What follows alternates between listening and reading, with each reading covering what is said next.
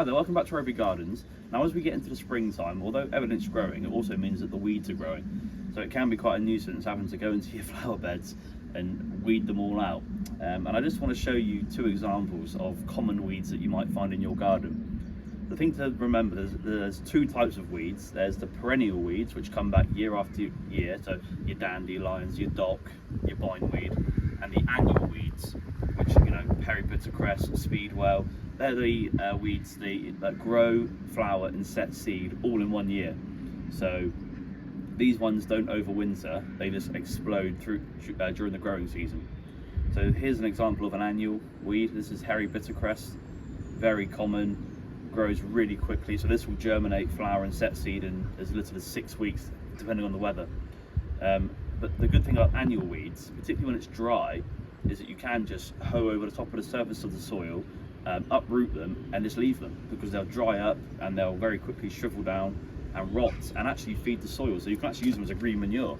So if you've got loads of annual weeds, as long as they've not set seed, you can just hoe the tops off and leave the plant on the top of the soil, and it will dry up, shrivel up and rot down and actually feed the soil. So annual weeds are quite easy to look after as long as you get them before they set seed.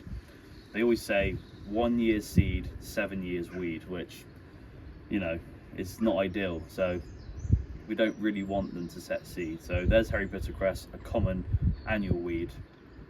But the most annoying weed is the perennial weed. And here's one example. This is bindweed. And you can see, I just dug this one out actually, and you can see how sneaky they are, because this was the bit that was emerging, the top growth.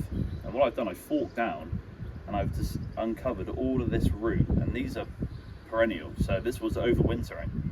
And what happens is if you leave them to overwinter, they become stronger, thicker, and they begin to branch out. And so although you've got this bit, you've got this bit as well, so they begin to kind of sprawl and grow into soil.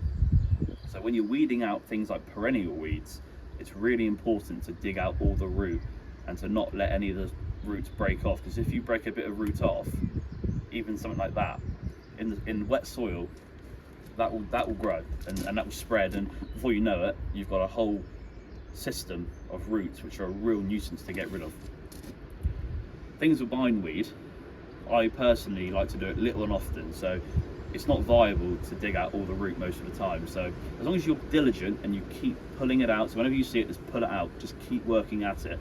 Eventually all weeds will just fizzle out and give up, because you'll keep taking the top growth off, and the plant will have no energy, no strength, and will just fizzle out and die. Again, it's not always possible, particularly if you've got a dense flower bed. Bindweed often appears at the top of all the growth, and you'll just see its white trumpet flower, so they're quite sneaky. In that scenario, again, if you can't keep pulling it out, because often you'll disturb other plants, you'll kind of get in the way of other plants, and it might ruin the effect of your border. What I like to do is train them up canes. So if you can kind of get the bindweed to grow up a cane and just gently brush a weed killer on it, like a glyphosate. And what that means is you're not applying weed killer to your borders, you're localizing the weed killer on the weed, particularly if it's grown up a cane, because these will bind up anything. They will literally grow and find their way up any sort of support. So if you can put canes in a bed that is infested in bindweed, the bindweed will grow up the cane and just gently brush glyphosate weed killer, and that will kill it down to the root, which means that you won't have the re-emergence of shoots like this. So for perennial weeds particularly, they are more of a nuisance. Things like dandelions, docks and your bindweed, they take a little bit more ruthless weeding, but if you're diligent, if you're patient, you can eradicate them. So in the springtime, something to think about if you're getting into your flower beds.